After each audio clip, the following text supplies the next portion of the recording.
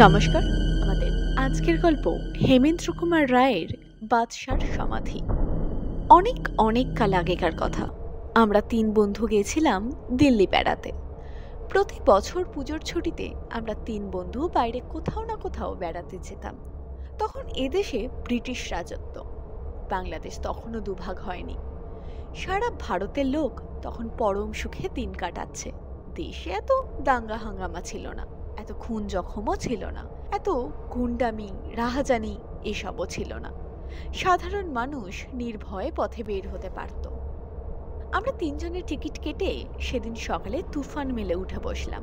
Old দিল্লিটা ছিল অনেকটা আমাদের চিতপুর রোডের মতো। সরু সরু রাস্তা, সরু সরু গলি, আর পুরোনো আমলের সমস্ত বাড়িঘর। আর আমরা যেখানে উঠেছিলাম সেই ফতেপুরি ছিল ওল্ড দিল্লি স্টেশনের খুব কাছে।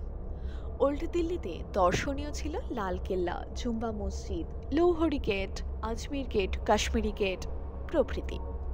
ওল্ড দিল্লি থেকে বাসে উঠে আমরা নিউ দিল্লিতে গিয়ে সেন্ট্রাল সেক্রেটারিয়েট, ভাইসরয়ের বাড়ি এবং আরও নানান দ্রষ্টব্য স্থান দেখলাম।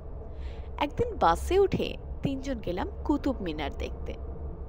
এই ঐতিহাসিক কীর্তি দেখে খুব ভালো লাগলো। আমরা হোটেলে ফিরে এলাম।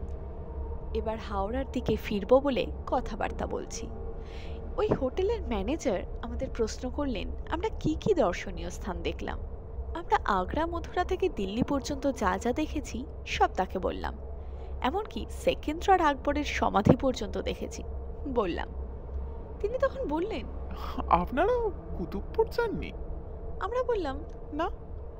তিনি বললেন, পূর্ণিমার রাতে কুতুবপুরের বাদশার সমাধি একটা বিশেষ দ্রষ্টব্য স্থান। আমরা প্রশ্ন করলাম, সেটা এখান থেকে কত দূর? বেশি দূর না, মাইল 15-16। বাসে যেতে হয় কুতুবপুরে, স্টেশন থেকে বাস ছাড়ে, তারপর হেঁটে মাইল খানেক গেলেই বাদশার সমাধি। এ কোন বাদশা? ম্যানেজার বললেন, মুঘল সম্রাট ঔরঙ্গজেবের মৃত্যুর পর অনেক বাদশাই দিল্লির সিংহাসনে আসীন হন। কিছুদিন পরেই তারা একে একে অন্যের চক্রান্তের শিকার হয়ে নিহত হন। ইনি তাদেরই মধ্যে একজন। এই বাদশাহ ও তার বেগমকে চক্রান্তকারীরা ওই কুতুবপুরেই হঠাৎ আক্রমণ করে হত্যা করে। তাদের সমাধিই ওখানে আছে।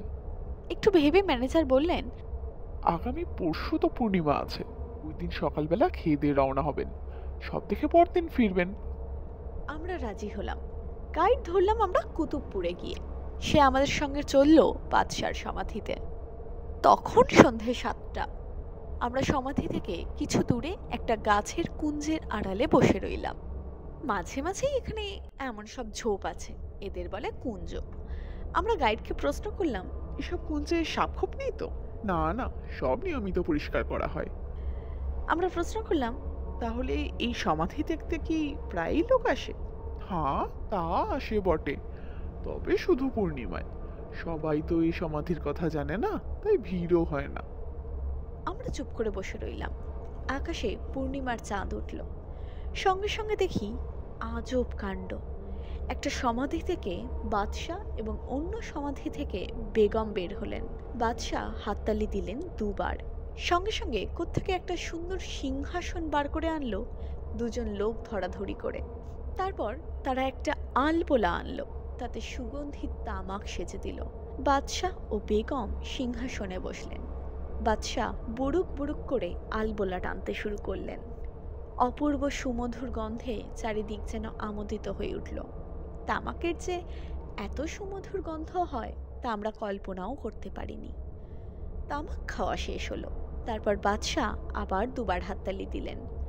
সঙ্গে সঙ্গে এসে হাজির হলো বিশাল একটা সাদা ঘোড়া। বাদশার পরনে ছিল দামি কুর্তা পাজামা, মাথায় দামি উশনিশ, তাতে অনেক হীরা মণিমুক্ত বসানো। কুর্তাতেও মাঝে মাঝে হীরা চুনি পান্না প্রভৃতি বসানো। চাঁদের আলো সেগুলির ওপরে পড়ে ঝকঝক করছিল যেন। বাদশার কোমরে খাপে মোড়া তলোয়ার। বাদশাহ তারপর ঘোড়ার পিঠে উঠলেন। বেগমকে ইশারায় সিংহাসনে বসে থাকতে বললেন। বাদশাহ ঘোড়ায় চেপে ভ্রমণে বের হলেন।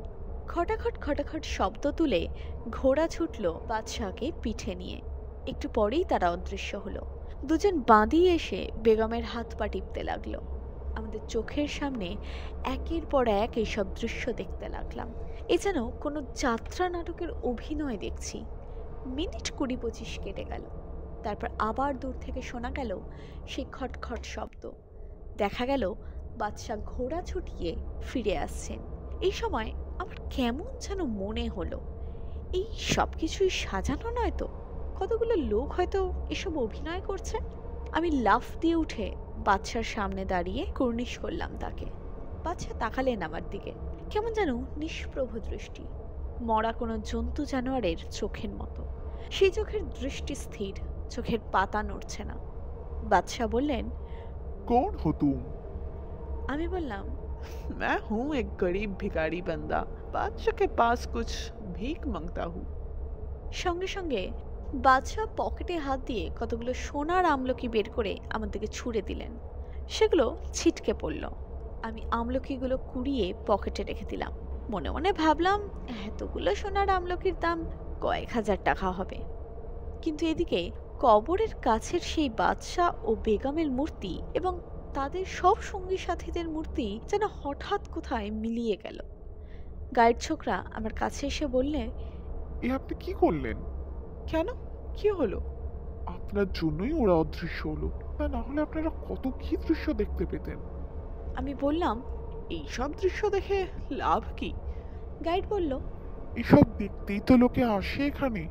আমি বললাম, তার চেয়ে আমি যে আমলকি পেয়েছি তা অনেক মূল্যবান। গাইড ছোকরা কিছু বলল না, শুধু মৃদু হেসে উঠল। আমরা ফিরে চললাম। পরদিন ভোর পর্যন্ত একটা ছোট্ট চায়ের দোকানে বসে গল্প করে কাটালাম। শুনলাম প্রতি পূর্ণিমার রাতে চায়ের দোকানটা সারা রাত খোলা থাকে। অবশেষে ভোরের বাসে ফিরে এলাম দিল্লি। হোটেলের ম্যানেজার আমাদেরকে বললেন, কেমন দেখলেন সবকিছু? আমরা তখন সব ঘটনা বর্ণনা করলাম। তিনি বললেন, কই দেখি আমলকিগুলো। আমি পকেট থেকে সেগুলো বের করতে গেলাম, কিন্তু এ কি, পকেটে আমলকি একটাও নেই। তার বদলে সব মাটির খোলার টুকরো, যেন কোনো ভাঙা মাটির হাঁড়ি বা কলসির টুকরো টুকরো চাকতি। বিস্ময়ে আমরা সকলেই হতবাক হয়ে গেলাম। এই ছিল আমাদের আজকের গল্প। যদি আজকের গল্পটি আপনাদের ভালো লাগে তাহলে অবশ্যই ভিডিওটাকে লাইক করুন এবং চ্যানেলটাকে সাবস্ক্রাইব করুন।